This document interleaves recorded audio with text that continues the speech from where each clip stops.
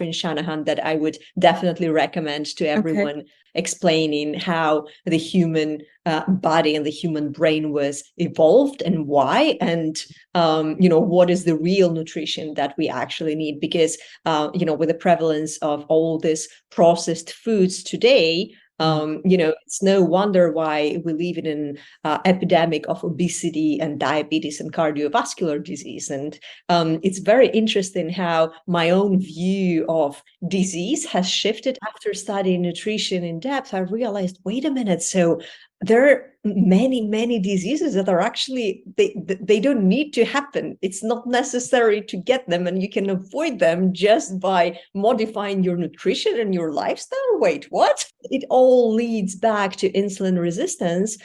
Even if you want to have a meaningful change with regards to neurodegeneration, if you're having a patient that is having a crappy diet with that is high carb, like you'll give them some supplements, you'll give them some drugs, but the problem persists, because when you do have insulin resistance, everything just gets worse in the cell, because we do have the creation of atherosclerotic plaques. That is actually the primary cause for this, is actually insulin resistance and not the consumption of fats.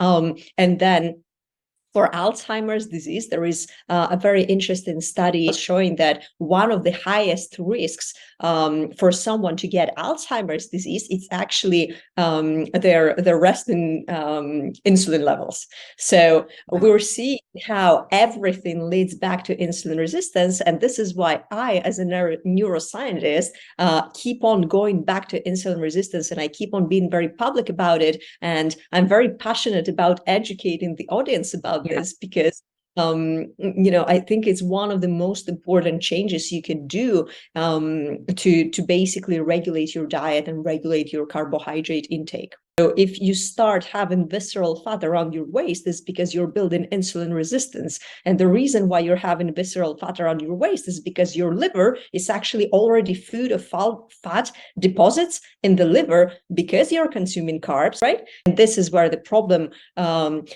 basically exacerbates, because then you have increased levels of cortisol, your female hormones like progesterone and so on are going just crazy, basically. I would love to have a separate conversation with you about menopause, actually, and hormones, and what this can do for us.